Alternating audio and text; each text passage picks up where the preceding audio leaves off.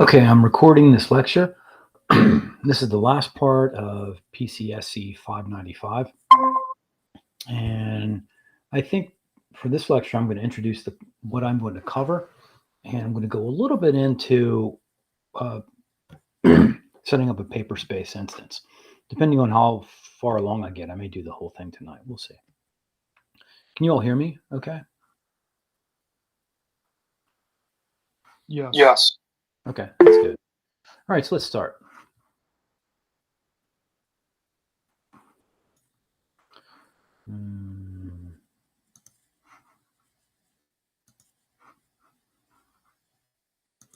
So there we are. So what are you guys seeing right now? Are you seeing something that says Paperspace? No, it's just a black screen that says Keith Perkins for me. Like another, I guess, video. Let's try something different.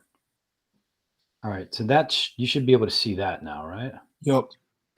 Okay, let me see if I can share the other one instead.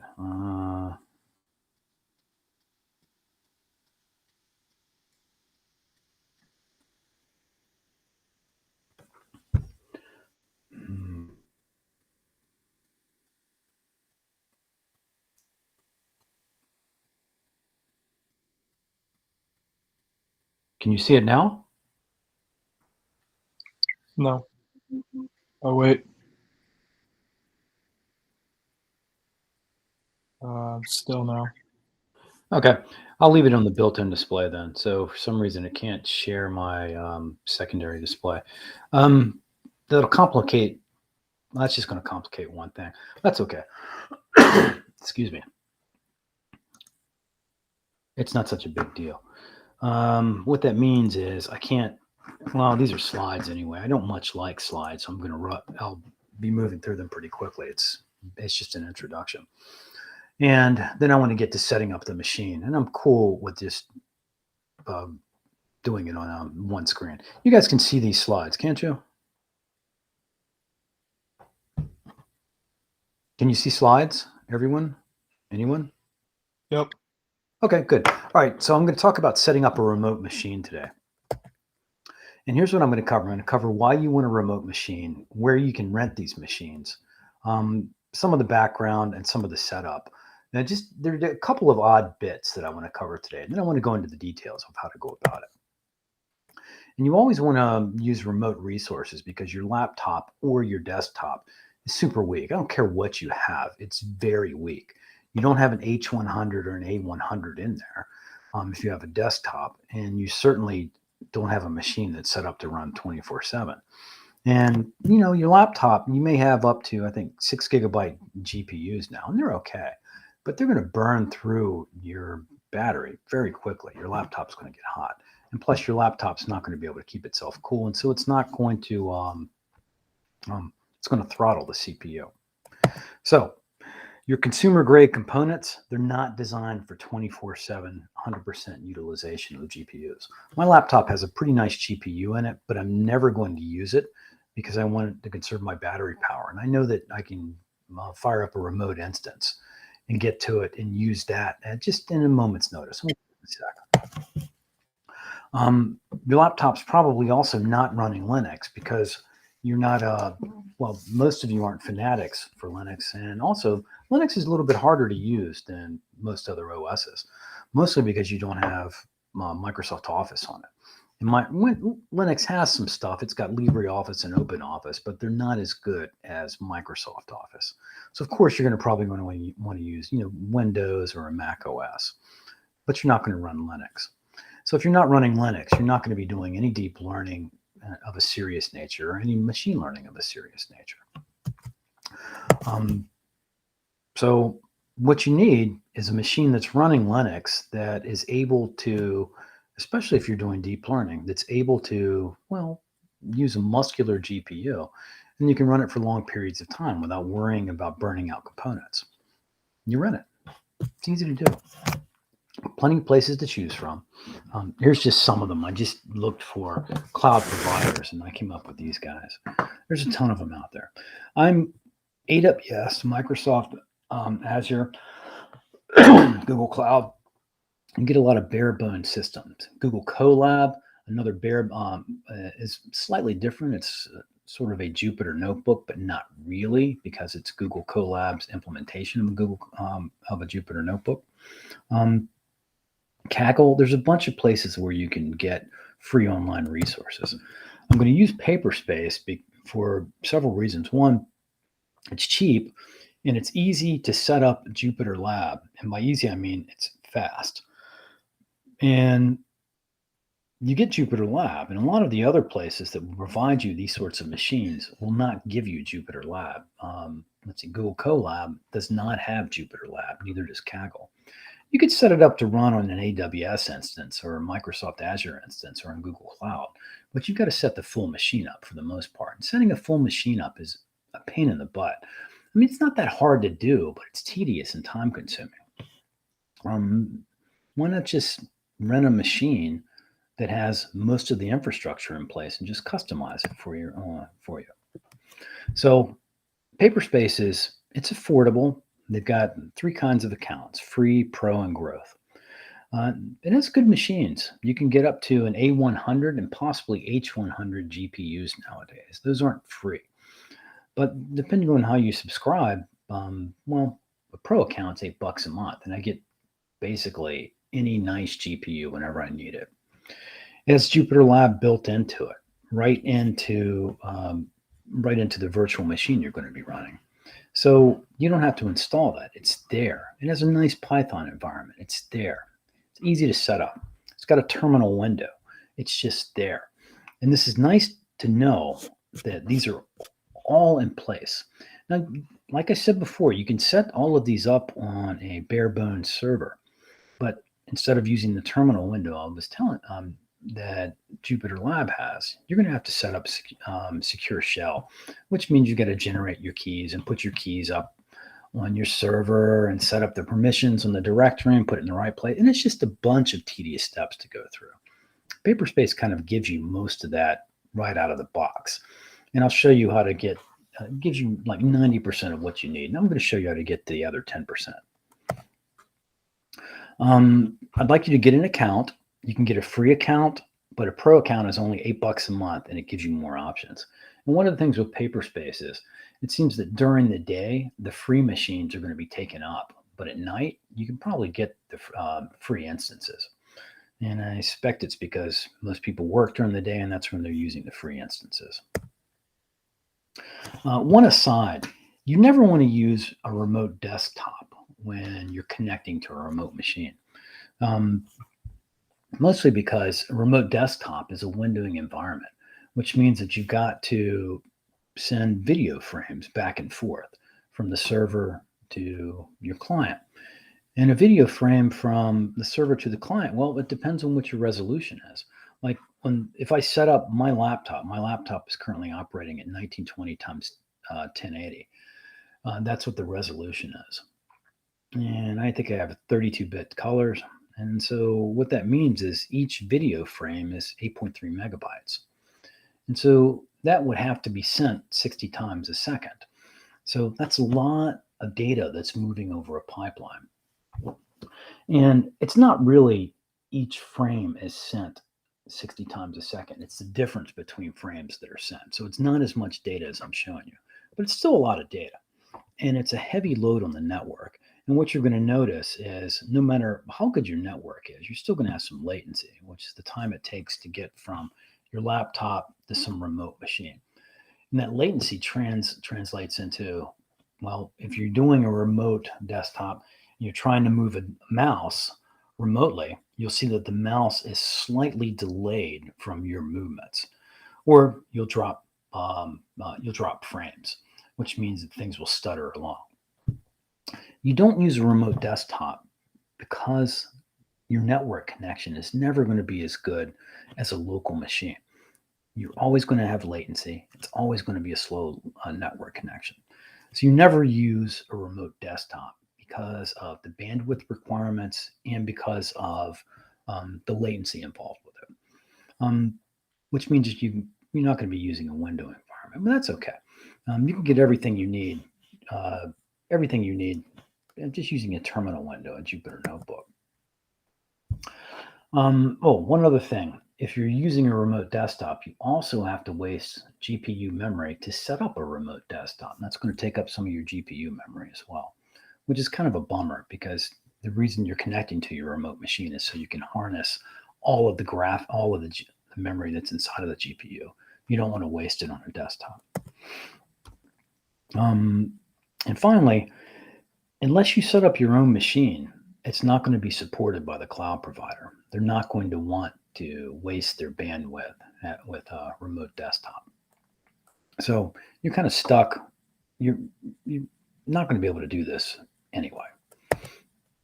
So you just don't have a desktop. Just use Jupyter Lab and a terminal. That's all you're going to need. Each of them will just send a few characters at a time as needed, only when those characters are produced.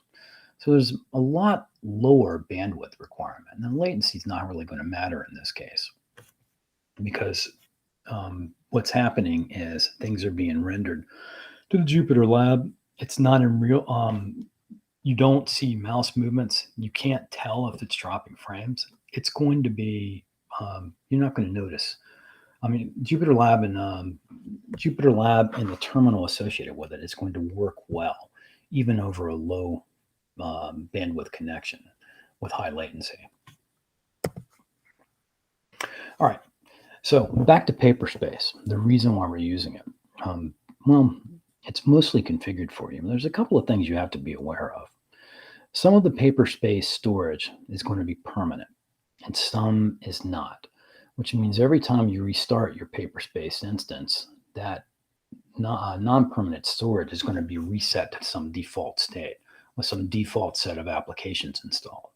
So if you spend a long time setting up a Paperspace instance, you're renting it because it gets you most of the way there and you want to customize it. If you shut it down and start it again, unless you're careful about how you set it up, you're going to lose all those changes and you have to start all over again. And that's a pain in the butt. And that's the purpose of your first project or your project for this portion of the class, is to show you how to automate this process so that when you start up your Paperspace instance, the first time you do most of the configuration, but you set up a script file, the next time you run your Paperspace instance, you just run your script file and everything is configured for you automatically. It takes seconds, and we'll show you how to do that. But this is something to keep in mind. Permanent storage on a Paperspace instance is in /storage and /notebooks. Everything else is ephemeral. So Paperspace storage, let me pop forward one, and I guess I'll start from here. You can see I've given you this command, and I actually want to show you this on a Paperspace instance. So maybe I'll just go and start one now. So here's Paperspace. And it's a platform that's developed for ML and AI practitioners. It's set up for that sort of thing. So I'm going to sign in, and I've got all of these projects that are set up, and I'll just create a new project. I'll give it a name. Create it. And now I'm in this project delete me. So I'm going to create a new notebook here. You have to be careful when you're creating a new notebook. And this is going to be the notebook that I'm going to be using in Jupyter Lab. I don't want to have I'm not specializing into PyTorch or TensorFlow or FastAI or Rapids development or any of these other things. I just want to start from scratch because this is the way that I'm going to illustrate how you set up because I'm trying to illustrate setting up a Paperspace instance, not how I use PyTorch or TensorFlow at this point. So I'm going to start from scratch. And you'll notice that down here, there's some other fields that you can set. I can select a machine to start with. Right now, I've got a pro account. I am having some delay here. What am I connected to? Well, it's not so bad. So I've got a GPU that I could use, an IPU, which is a machine language processing unit, or a CPU. Now, for setting up a Paperspace instance, it doesn't matter this week. So if you can get a decent free instance, go for that. If you can't, go get a CPU instance because that is much cheaper. The cheapest one that you'll pay for is 4 cents an hour. That's much better than the this instance here. The cheapest non-free GPU is 51 cents an hour. So that's a big difference. So I am going to switch to, give me a second, I'm going to switch to a different subnet and see if my signal improves. Apparently I've got pretty low bandwidth right now. So I might lose you for a minute, but I'll be right back.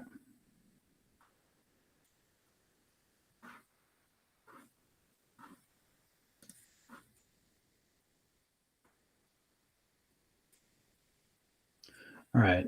My assumption is everybody's back. You guys see me? Yes. Okay. All right. So let me see if this works better. So, but right now, it's late at night, so I can get any of these free instances. I've got a pro account, which is $8 a month because I'm cheap. I'm not going to get a growth account. Growth account is where you get the really big GPUs. And I don't really want those. Most of the stuff that I can do in a 16 gig GPU. So I can get this one or this one or this one. Let me try I'll try this one here. And now if I want, there's some advanced options here as well.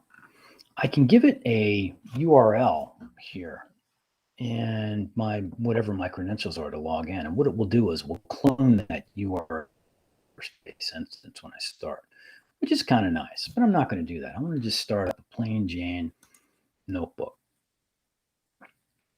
And so when it starts, oh, okay. So it's telling me they're out of capacity for the selected notebook. And this is going to happen a lot. So let me go over to the CPU. And I can get that one. I know they've got that. Actually, I would rather have more than 2 CPUs. Let's see if I can find a different one. All right, so let's try the cheap one. The cheaper free one.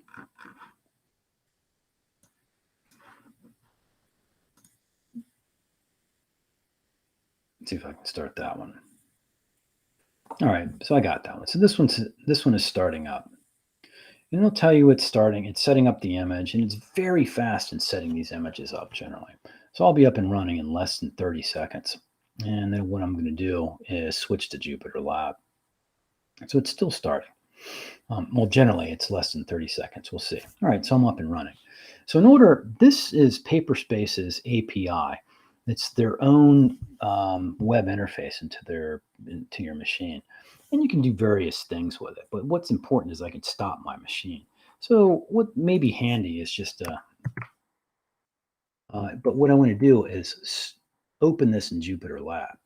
So I can just open in Jupyter Lab in this window, but then if I want to stop the machine, I've got to pop back over to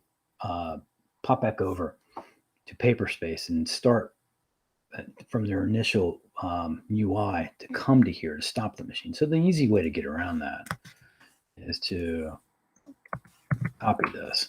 Now I started it for just 1 hour. It's going to automatically shut down after an hour. So I'm not going to have a whole lot of time on this. So what I'll do is I'm going to stop this machine, saving the state. I'm going to set it to 2 hours. Start it again, see how long it takes. And once it's up and running,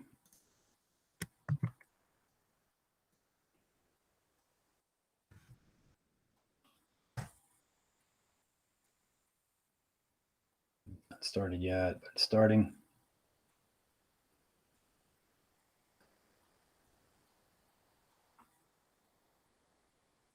Taking a little bit of time. All right, so I'll go back to the lecture here. It'll be done in a sec. So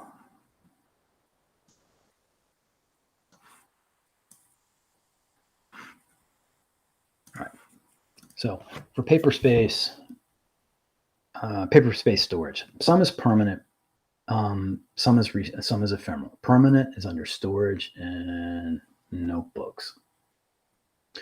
And of course, wouldn't this always happen? This always happens when you try to do something in front of people. It doesn't work. So, all right, so apparently this errored out when trying to start the machine. Well, let's see what this says. Going down and check out what the timestamps are.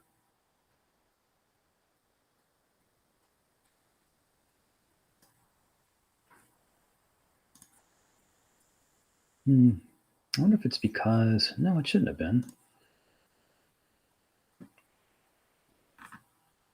No logs been generated yet. Let's see what happens. Setting up the image. Right now I want to look to see what's happening down here in my log window.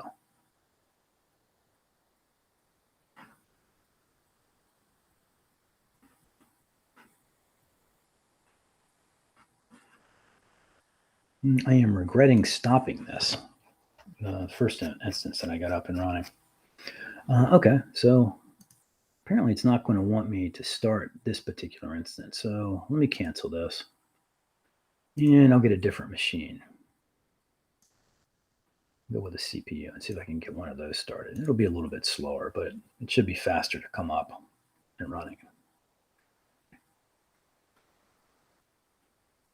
And I'll go back to here for a minute until this thing is up and running. All right.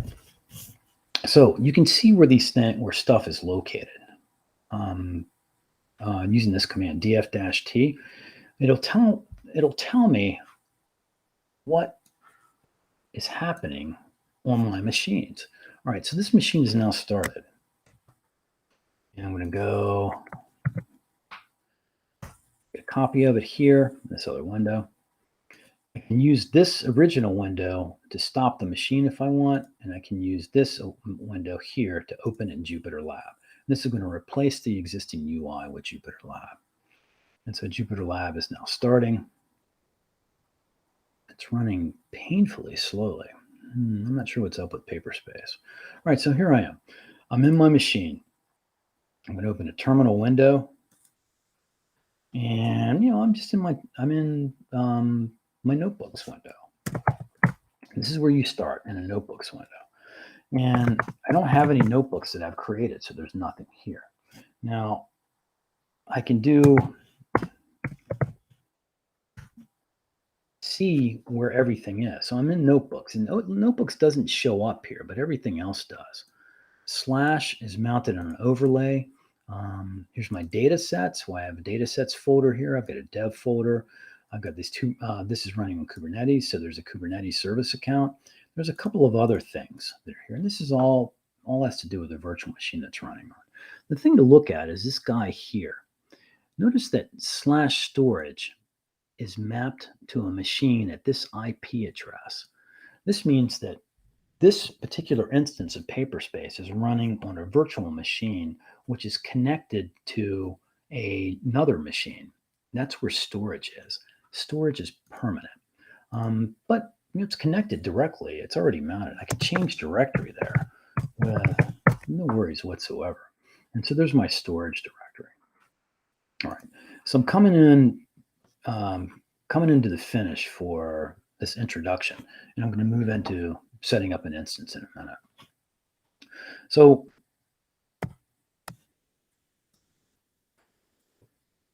for the storage, unless you put stuff, unless the stuff that you create exists, unless you put it in slash storage or slash notebooks, then when you shut down your machine, all that setup is going to be lost when you power down your instance. When you power it up again, you're going to get the default build.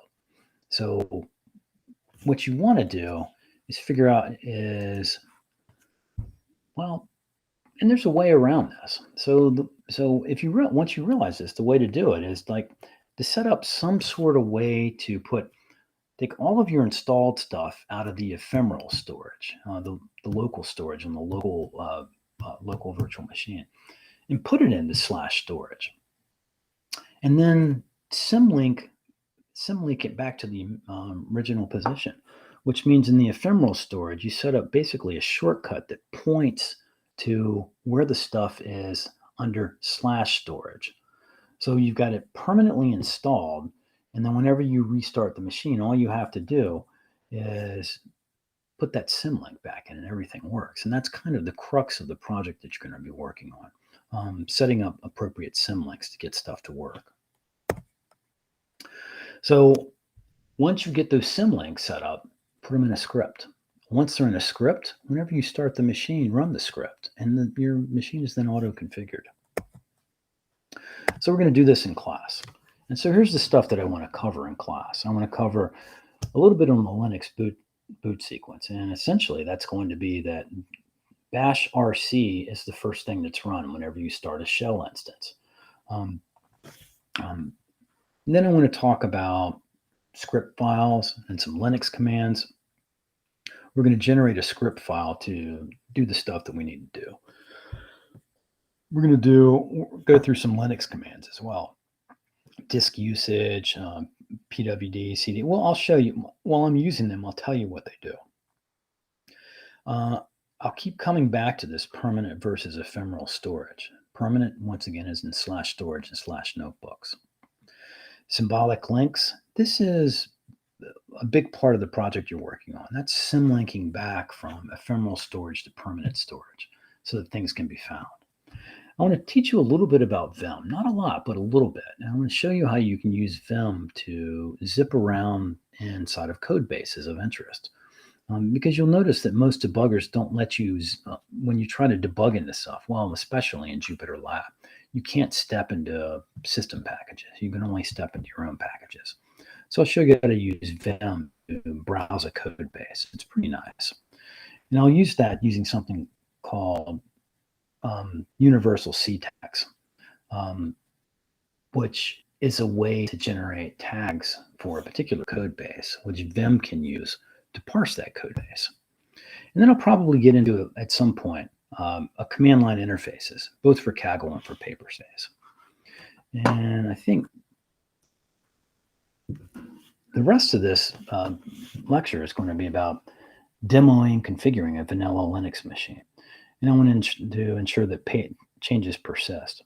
And I'll show you how to do all this stuff, setting up, moving things around, setting up symlinks, putting stuff in a shell script, and then running the shell script the next time you start a machine. So everything is auto-configured properly. And what I thought, and I'm recording this so you can look at it later if you need to. All right, so that's enough for that. So get out of here. I'm back to this guy here. And I don't want to take that. I don't think well, maybe I should touch on this. So here's this right now in the lecture section. This is this lecture that I just went over. There's a project that's been assigned to you as well. And it's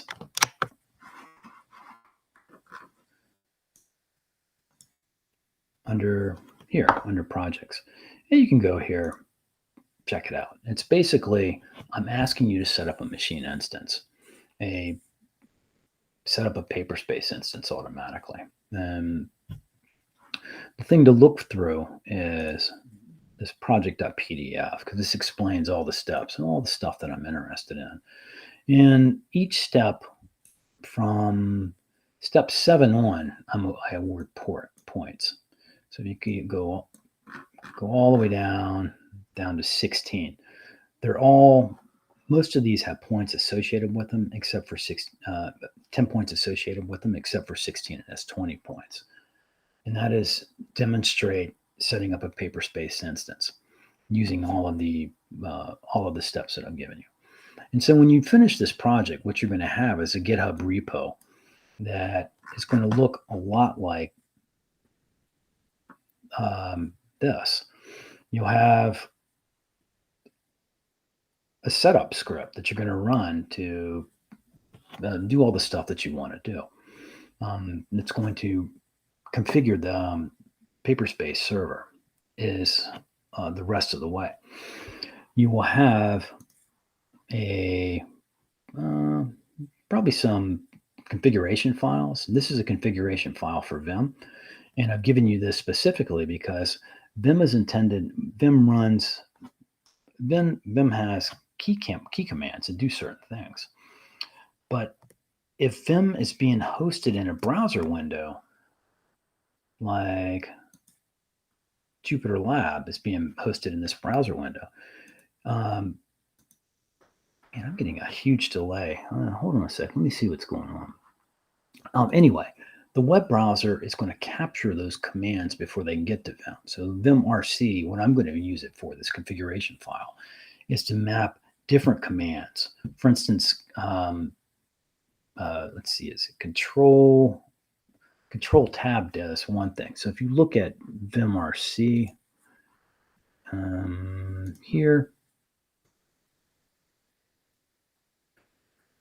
here, I'm mapping the F7 key to Control T. Control T in a web browser is going to open another browser window. In Vim, it's supposed to go back to the tag that you were just to the previous tag. So Vim will never see a Control T command because the browser captures that stat. So no worries.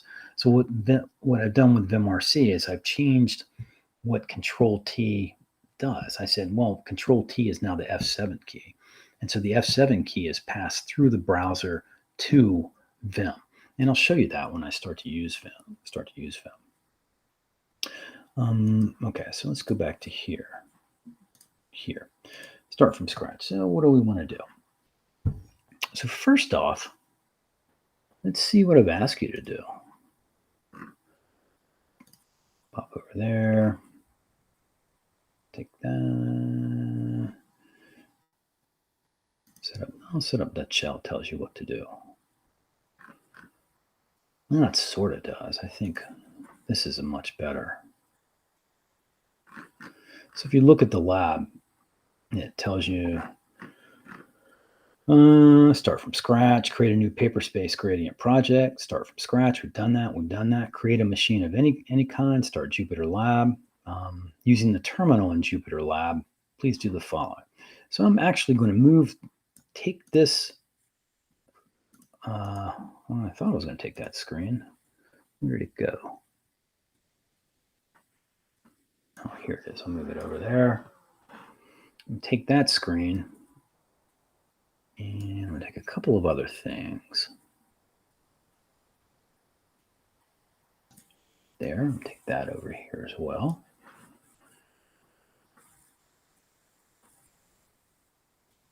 And with that, go back to my Paperspace instance. So I'm going to start with, using the terminal in Jupyter Lab. So I'm in the terminal right now inside of Jupyter Lab. So I'm supposed to do a bunch of stuff.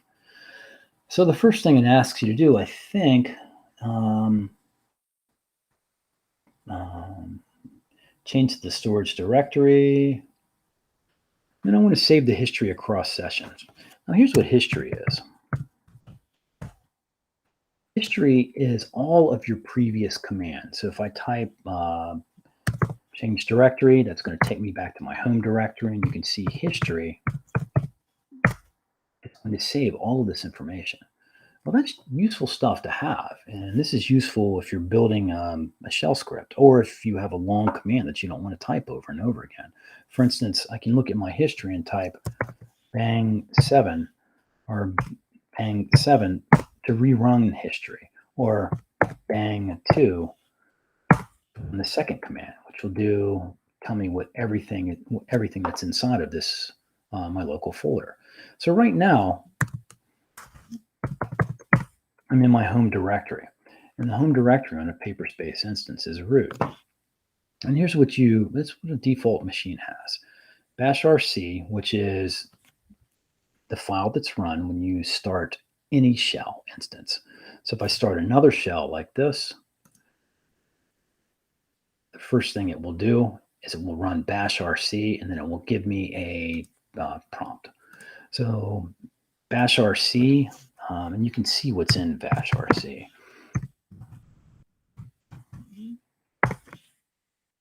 Here's what's in my bashrc file. This is all about configuring a shell. This tells me, these lines here says that I want to save the last 1,000 commands in history. There's a few other things that I could use as well that's useful as well. There's a color prompt. And if color prompt is equal to yes. And I keep going down. And there's some aliases here. And I'm going to put some more aliases in there as well. And I also have this. This is checking to see if there's a bash aliases file. If it is, it's going to run that bash aliases file. And that bash aliases file will generally has these aliases in there. And that's typically what's in a bash aliases file. So back to this, back to the prompt. When you start a shell, bashrc is run. And it contains everything you need to configure your shell. Okay, that's pretty useful. But the thing I'm trying to do now is make it so that I can save my history information. Now, if you look, let me clear this. History is saved in, you see anything called .history there? You don't.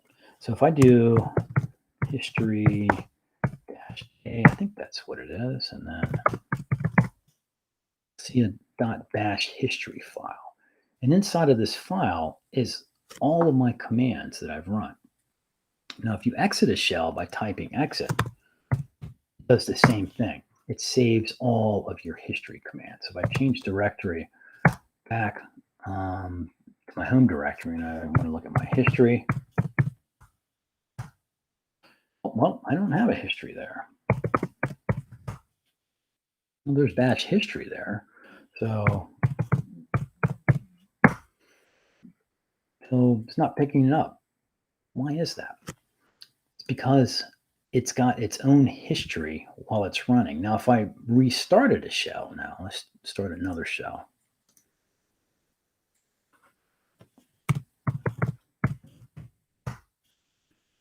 It's got the history that I saved from my original notebook. This notebook, or sorry, this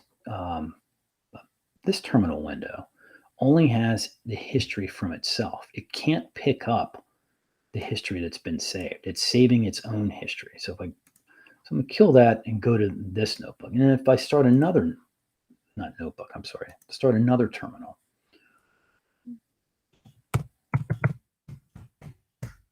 And more history. If I kill this machine, what's going to happen is this history file is going to also go away because it's not part of the default configuration. So what I want to do is move this history file to permanent storage. No worries. So move, and you can get just a few characters, distinguishing characters, type those, and then tab, and it should pick it up. Oh, I'm in notebooks. I'm in the wrong place. Directory to go back to my home directory, and then move bash history. I want to move it. How about /storage? I don't know where to put it in storage. So before I do this, I want to create a directory where I can put it. I want all of my changes for this project in one particular directory. So now these are storage. These are folders associated with other machines that I'm running. This is a config from a while ago. This is another config file. This is from PCSC95 files. That's solution to the problem that I'm giving you guys. That's due next week. So let's create another directory that I can put all of my changes into. And that's what I'm after. I'm putting all the changes here. Make there, let's see. What should I call it?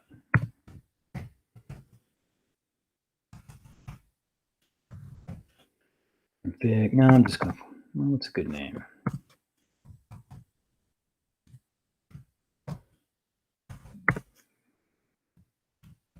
PCSE 995. So now I have it. PCSE 595. It's there. So I'm going to change directory back to my home directory, and I'm going to move the bash history file to /storage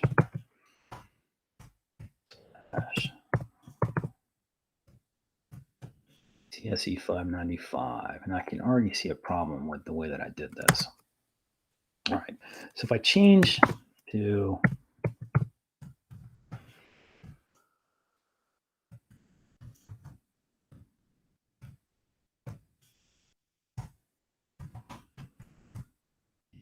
here's my bash history file. Go back to my home directory. Well, you're going to see that bash history is gone now. I don't have it anymore. So what I need to do is set up a symlink. So let's see. I've still got the history associated with this window, but if I try to do history-a, it's going to save it to history-a. What it will do, it will create a new bash history file. It doesn't write it to the bash history that I wrote over to /storage. So I'm about to fix that. So I'm going to remove this bash history that I just created in the local directory. You can see that it's gone. Now I'm going to create what's known as a symlink, and that is like a shortcut that's going to go from this directory to /storage /PCSE 595. And the way you do this is ln-s, let's see, destination /storage 595. I think that's all I have to do. Let's see if that does it. There it is. PCSE 595 is a symlink from here to storage PCSE 595. So if I change directory into PCSE 595, see the bash history is there. Incidentally, ls will just show you all the non-dot files inside of your directory. ls-la shows you all the files. So, all right. Now, when I save my bash history, when I do change directory back to my home directory, and I do history-a, it's not going. Oh, whoops. Yeah, I just created a symbolic link from this directory to that directory. What I really wanted to do was create a symbolic link from bash history to where bash history is. So let's fix that. So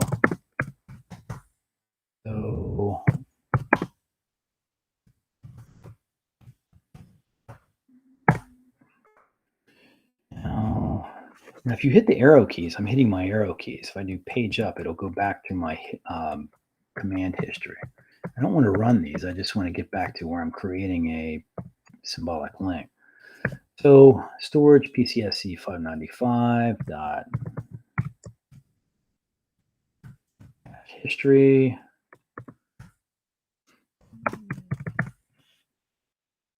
There is, okay. And then I'm going to remove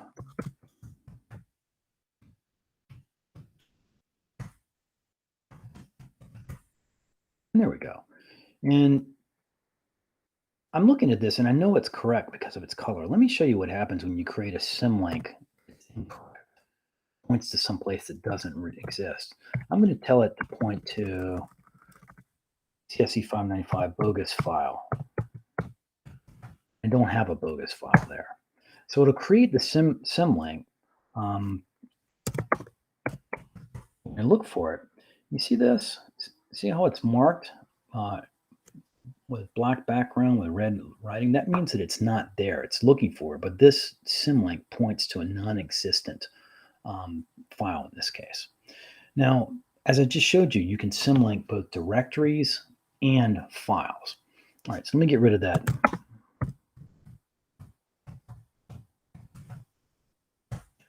Bogus file. Everything looks golden now. So I've got my bash history. It's permanently stored in storage, and it's going to be updated. And so the next time I start this machine, all I have to do is set up this symlink. All I have to do is type this. This from my home directory to symlink from my home directory to where the bash history actually is. All right. And the reason why history is so important is because I'm going to want to remember these commands so I can chuck them inside of a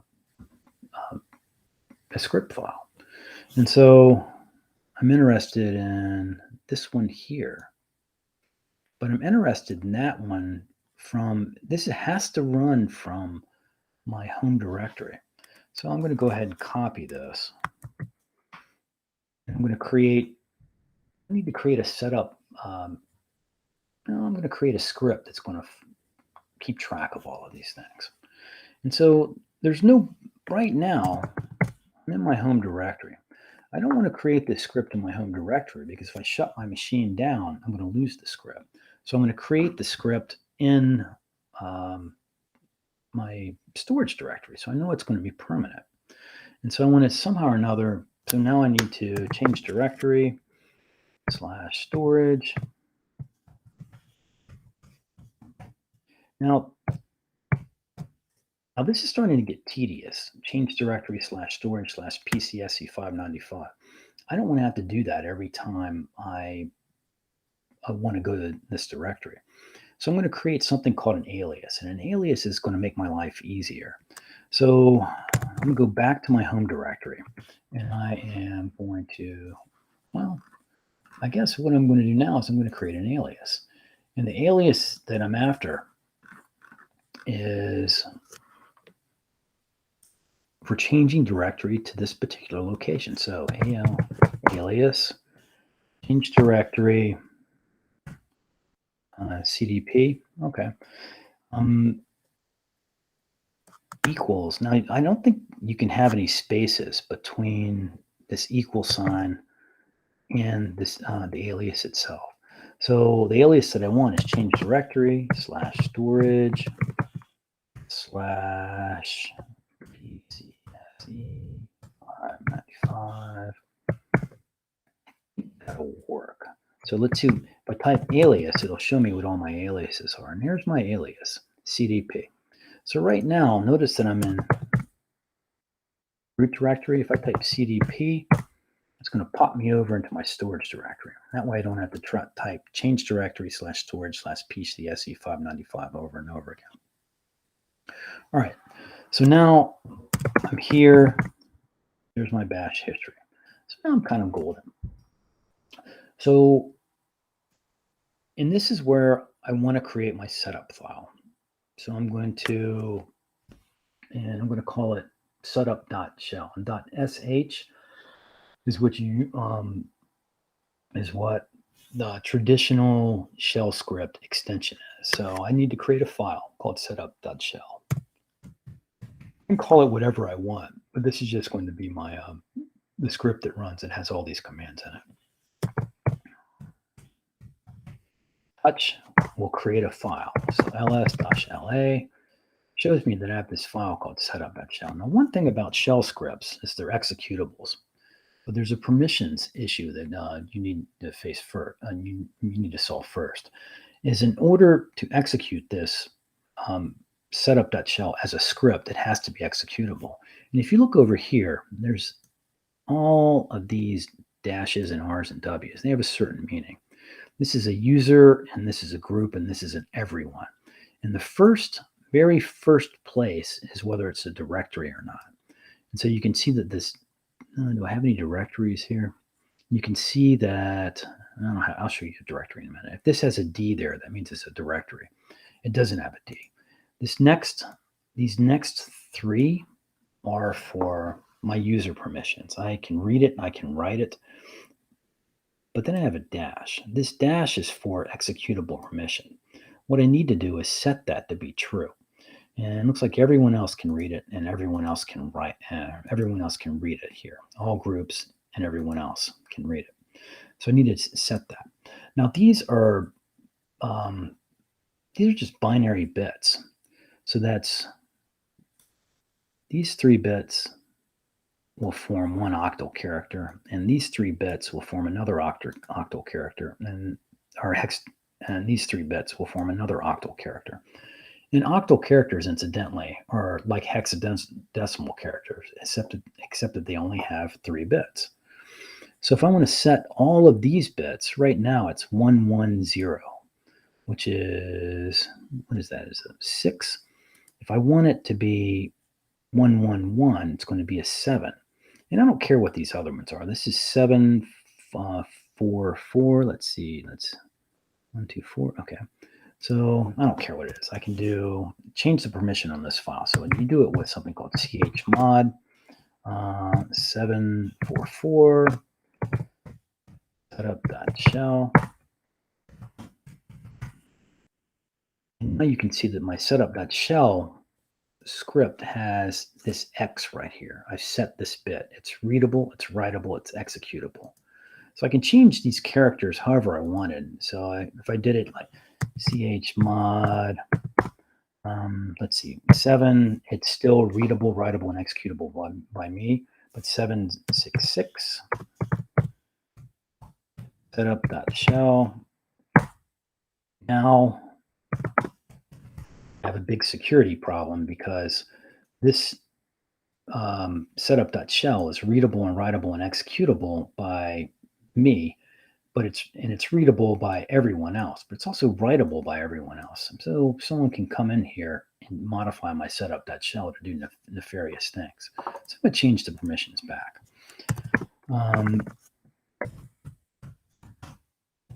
744.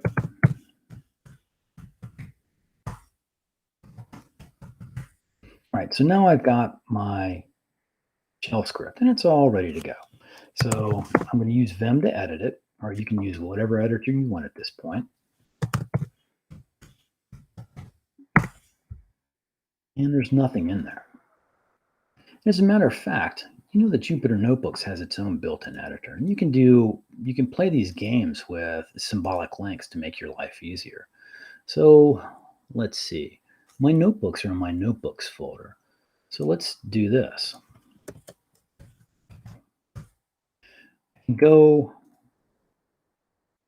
okay, change directory /notebooks. And I'm in my notebooks folder. There's nothing there. Why don't I make a symbolic link to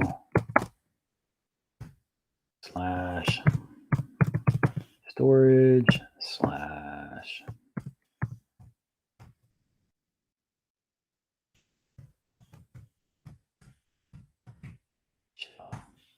we go. Refresh this. You can see it appearing right here. The only reason I did this is now, if you want, now I could use the built-in editor. It's part of Jupyter Notebooks. You know, tomato. I think you should learn to use editors that are built into the terminal window because it's much more useful. Vim and VI are traditional editors that are always going to be in every Linux systems. So that's why I use it occasionally. But if you don't feel like using Vim or VI, and incidentally, I've also given you a couple of Vim helper, some Vim tutorial and some Vim cheat sheets to help you out. But Vim is an acquired taste and it takes a while to learn. If you want to just do it this way, that's fine too. So I'll start it off this way. So in terms of a bash script, you need to first say, hey, this is a bash script. So it's always, this is a shebang. It's called a shebang character. This says user /n/env/bash. So this is going to find where bash is located on your system. And I want to do all my setup things. This is where history is going to come into play, incidentally. So let's see, what have I got under my history here? Not a whole lot, so let me bail on that one. I've got a bunch of history here, though.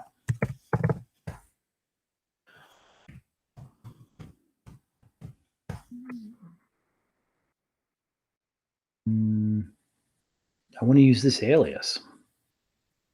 I want that in my setup shell. I want to create this when I run this executable, whenever I start this machine again, I want this alias to automatically take effect. So here's my alias.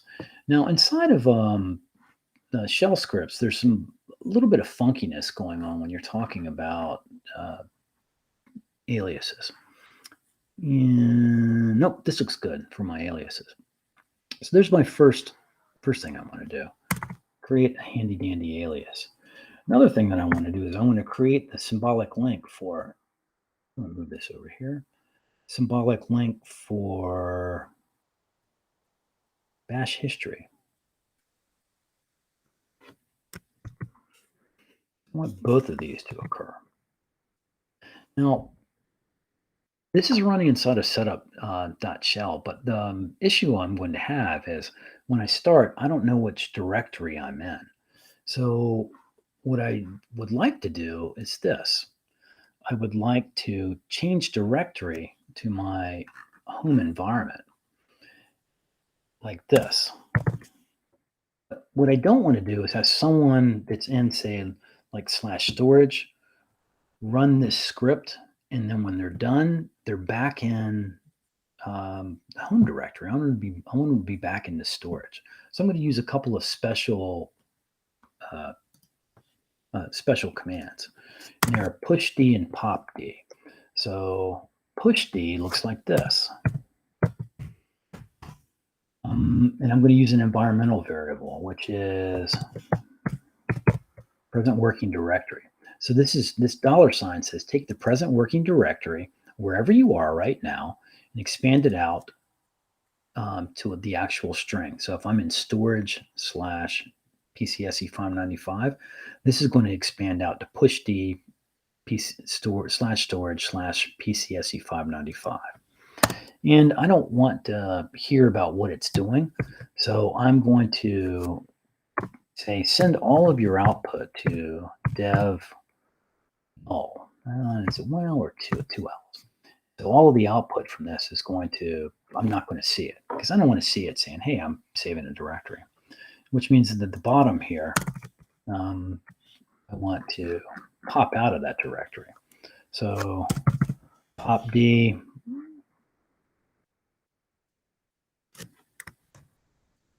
I want all of its output, whatever it's going to say, I don't want to see it.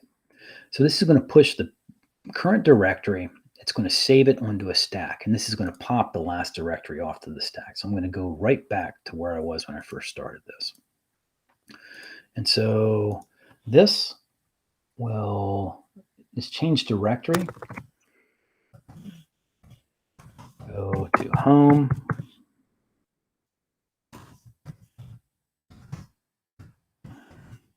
Save current dir. Go to home. Go back to original dir. Okay. And so there we are.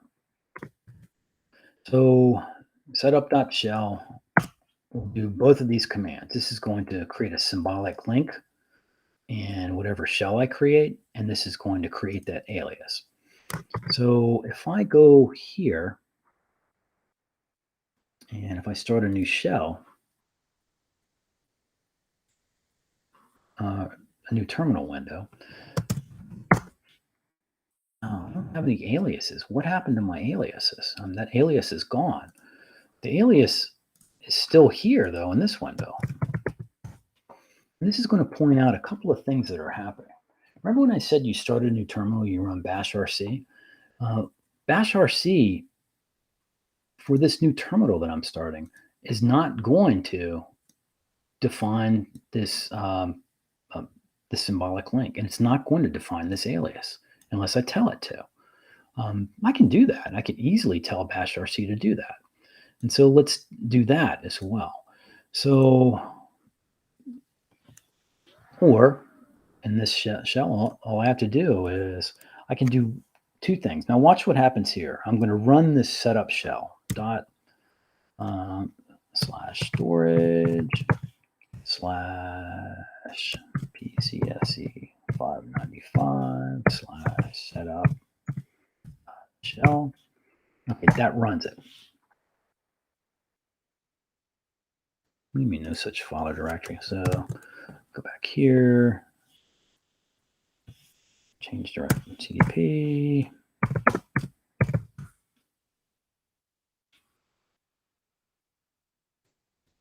Yeah, it's right there. Slash storage, PCS95, setup that shell. Oh. All right. So in this file. So it tells me, well, I failed to create this symbolic link, bash history, because the file already exists. Well, what does that mean? So first off, let's see what's happening. Alias. Well, I don't have my alias right now. And it tells me it couldn't create that symbolic link to bash history because the file exists. Well, what happened to the alias? Let's solve that problem first. The reason that the alias doesn't exist is because I ran setup shell like this. I just executed it. What this will do is it will start a new shell, run setup, and then close that shell. All the changes that setup makes are going to be lost. So there's a better way to do this. So instead, if I do this, source setup slash storage slash PCSE95 setup.shell, what that will do is it will run setup.shell and keep all the changes that it makes in the current shell. So now if I look at my alias, you can see that my CDP exists. And if I change directory back to my home directory, what it's telling me, this says it can't create that symbolic link because the file exists. I mean, of course it exists. I created it earlier. So if I remove it, if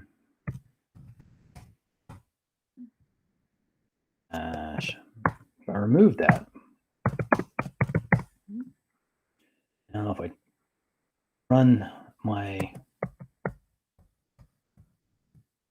setup that shell again, but it said I get no complaints. When I change directory back to my home directory, you'll see that I've got bash history still there. All right, so what I've started to illustrate now is I'm making use of my permanent storage, and I'm doing that to save my bash history, because the next time let's see, how many commands do I have here? Oh, I've got 29 commands there. Save. All of these commands are useful, and I want them to be available to me. So the next time I start this machine, I want them all to be there so I can say, hey, what did I try before? What do I have to do? So I want to be able to use those. And so now, so I've stored my bash history and I've created an alias. I haven't done a whole lot. So let's do one other thing, I think, and then we'll stop for the night. And the one other thing I wanted to do is, what did I ask you to do in your project? Install from source. Let's see. Save history across sessions. Okay. Oh, build and save universal ctags. And here it is. GitHub universal ctags. Okay. So I can't copy that.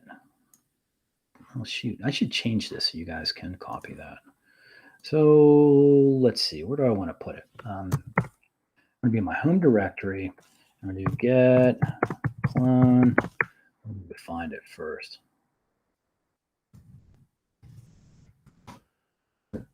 Ctags is on GitHub. That's what I want. I want to clone this. Git clone. It's going to clone it into a directory called ctags. One thing I'm worried about is I've only got 2 CPUs, so it may be hard to build this. Here are the ctags. I want you to build this.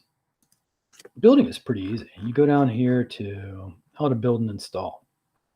There, I'm cloning it, change directory. Now I wanted to build from scratch. Is that the one? Configure. Yeah, that's it. So this is what I want to do.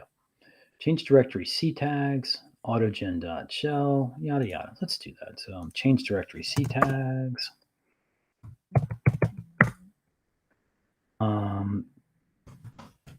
You can see that there's something called autogen.shell somewhere down here.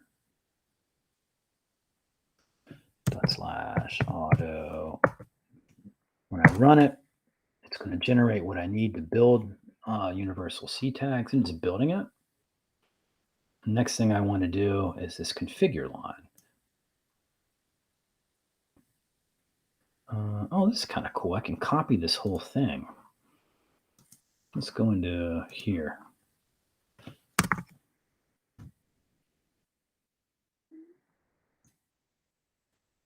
No, it's not going to be as useful, is it? All right. No, that's not useful at all. All right, it's building.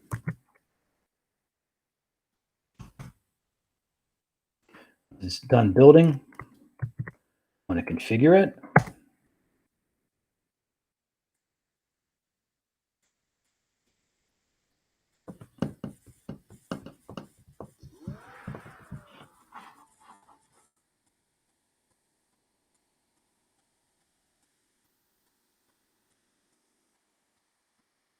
This will take a sec.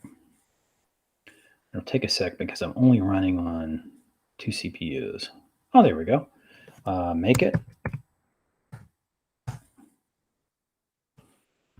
Now it's compiling universal ctags.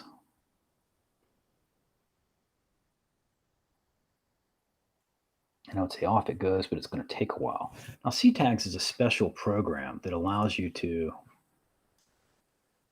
launch over here, which allows you to, well,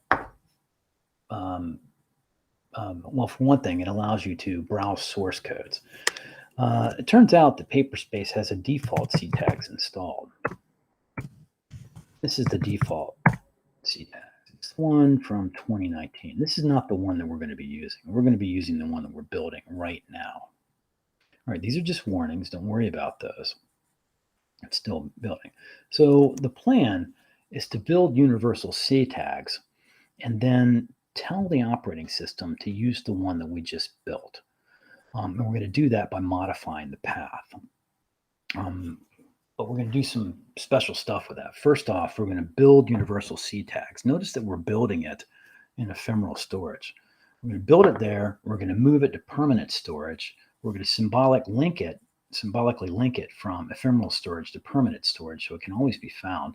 And then we're going to change the system path. And I'll tell you what a system path is in a few minutes once this finishes building. I think it's getting close to the end. It's linking. Yeah, it's linking all these libraries now. And you can see path is where the OS searches for something. You see, so if I type a command like ctags -- version, it's got to find where ctags is. So it found the ctags by looking first in user local sbin, and then user local bin, and then user sbin, and it just keeps looking for it until it finds ctags. So I can see where it is here by which ctags is in user bin. You can see that user bin is right here in the path. And so when I type ctags, what this particular Linux install is going to do is it's going to fish down through this path variable until it finds where ctags is, and it's right there. And the way that we use our ctags instead of the default ctags is we're just going to put the path to the ctags that we're about to install. We're going to put it right up front. All right, we've made this, we've created ctags. So let's install it.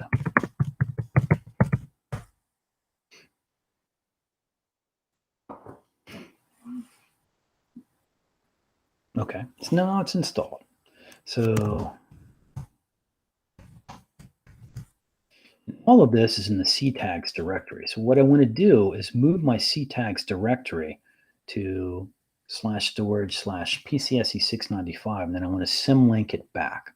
So let's see, I want to move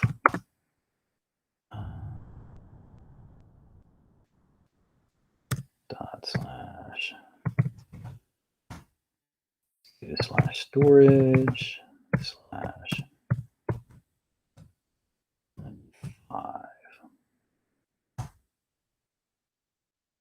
Moving it. And there's a lot in ctag, so it's going to take a minute to move this, and it includes the binary as well.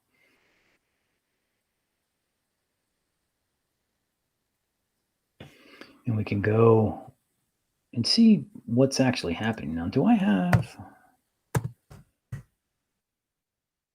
I haven't done that yet. So do I have it installed here? CDP.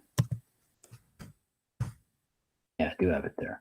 So I can, okay, it's been moved. So if I look in this directory, I'm now in storage PCSE 595. You can see there's my ctags directory. So what I want to do is create a symbolic link for my home directory, which I'm in now, where ctags originally was. So I want to do ln-s/storage/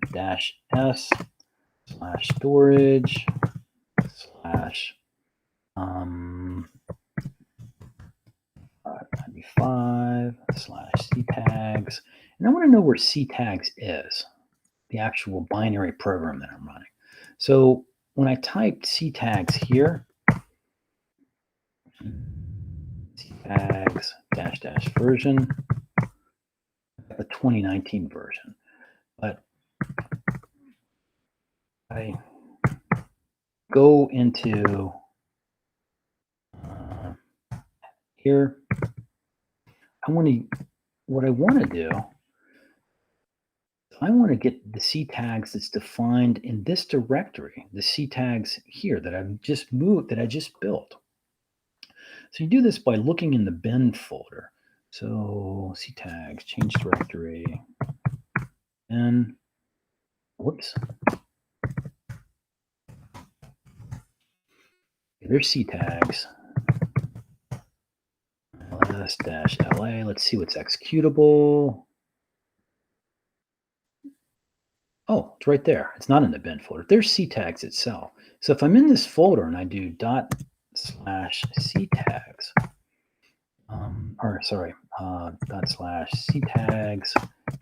-- version, you're going to see that I'm running a different version of ctags.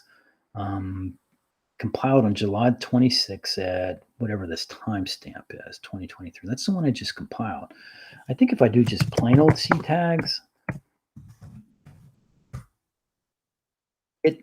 unless I say, now there's a difference between what I just did. I just did ctags -- version. I didn't put a dot in front of it. What the dot does, what this does, is // it says, in the present directory, run ctags. This, without the // says, find ctags in the path and run it. And so what I want to do is I want to run ctags that's in this directory. And the way I do that is by modifying my system path. And I modify my system path by doing this. And I always forget how to do this. So you want to export your path. So export path equals, I think it is, /storage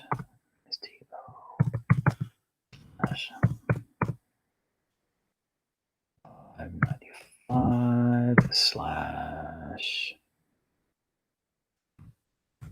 /ctags, and then I want rest of the path. So now I echo what path is. Let's see that I've got this new entry at the front, /storage/PCSE95 ctags. That's at the front of the list. And then I'm going to, so if I just tell my, terminal window to use ctags now, it's going to go to this way. It's going to go and look up ctags in the path. And the first ctags it's going to find is under storage PCSE595 ctags right there.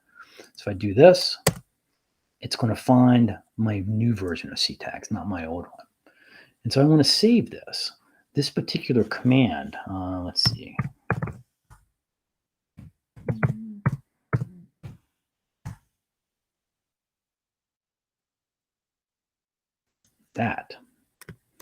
That I'm going to want to save in my setup.shell folder.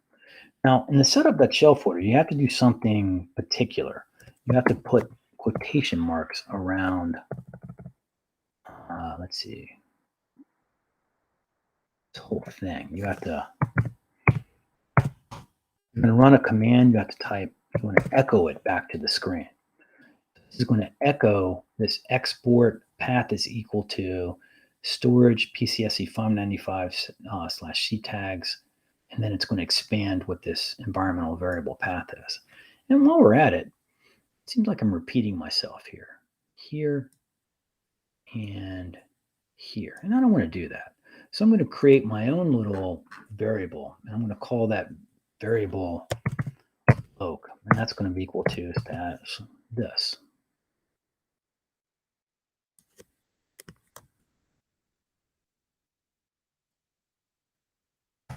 What that'll allow me to do is take out some of these excess characters. So instead of typing loc, I need to say expand loc into the string that it is. And so this does two things.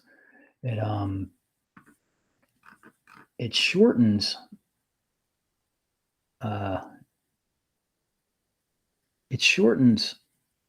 the amount of characters I need to type, and it makes it easy for me to change all of these values in one location. And so now, no, I think that's right. Did I mess anything up? Nope, I think that's fine. Let's see. Save setup.shell. I'm gonna go back to here. Where am I? I'm gonna clear this. And bash history, ctag, setup.shell. All right, so let me run // link. Oh, I couldn't create that. Oh, and I messed this up too. So this export path is equal to storage, ctags. Okay, I've got that twice in here now. So I don't want to do this over and over and over again. So I'm going to have to fix that at some point, which means I'll want to run setup shell at once. Now let me show you what this does for you before we stop for the night. We'll pick it up again next time. Let me stop this machine, and I'm going to start it again.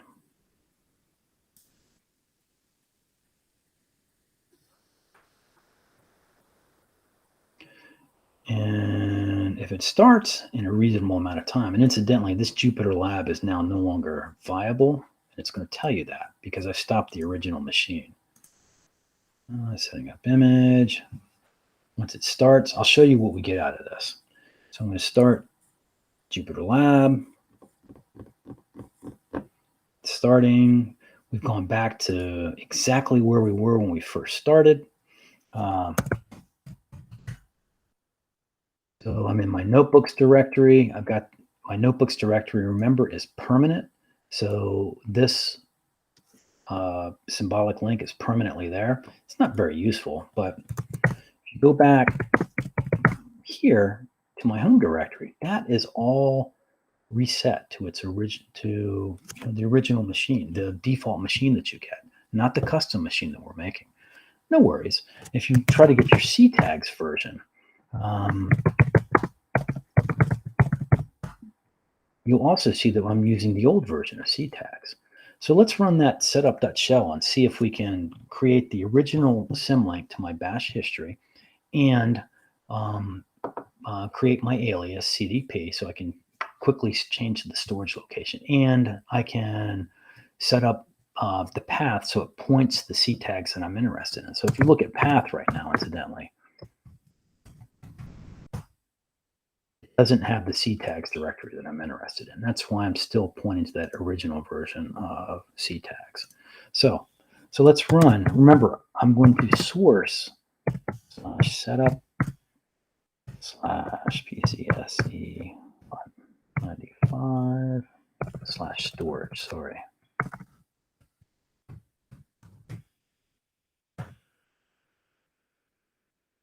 /setup .shell. Let's see what happens. Let's see what my path is now.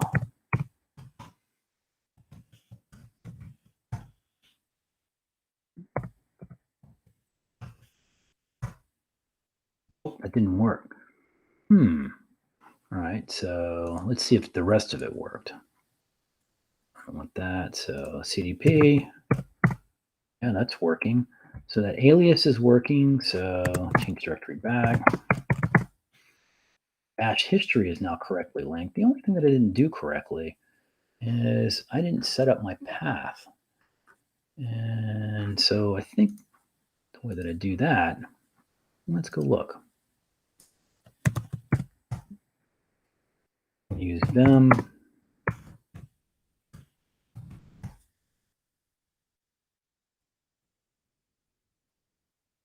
I don't think I have to do that. Oh, that's right.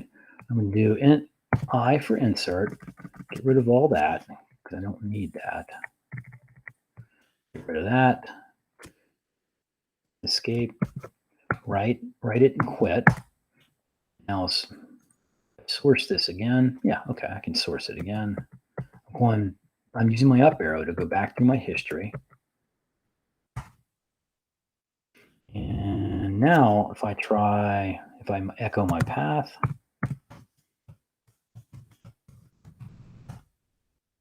there we go. There's the ctags that I want. So now from anywhere in this system, should be using the ctags that I installed. I'm not going to use the default. I'm going to find, when I just type ctags, it's going to search through, look in storage, PCSE 595, ctags first, and it's going to find ctags there. All right, so now we're well on our way to setting up this machine to get it to operate properly. When you come back, I'm going to show you how to automatically set up Python libraries so that they're there permanently, and I'm going to set them up in the user space so they're there permanently, and how to do a couple of other things. A lot of it has to do with symlinks, and I'm going to show you how to use ctags to browse a code base as well, which comprises, I think, most of your project. And so that's kind of it for tonight. So with that, if I can actually find, if I can find where we are. Here we are.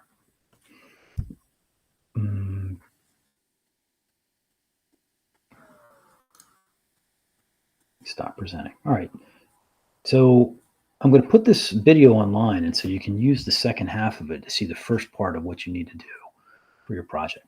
You guys can ask questions, incidentally, if you're interested. Anytime that I do something that, if I'm going too fast or if I'm going too slow, stop me and say, hey, I don't understand that. What's happening here? Or if you're trying to follow along and you run into problems, stop me. And I think we can probably troubleshoot it in real time. We can see what went wrong. So it's really easy to make mistakes here. And with that, I'll see you guys on Thursday night. Y'all take care. Any questions?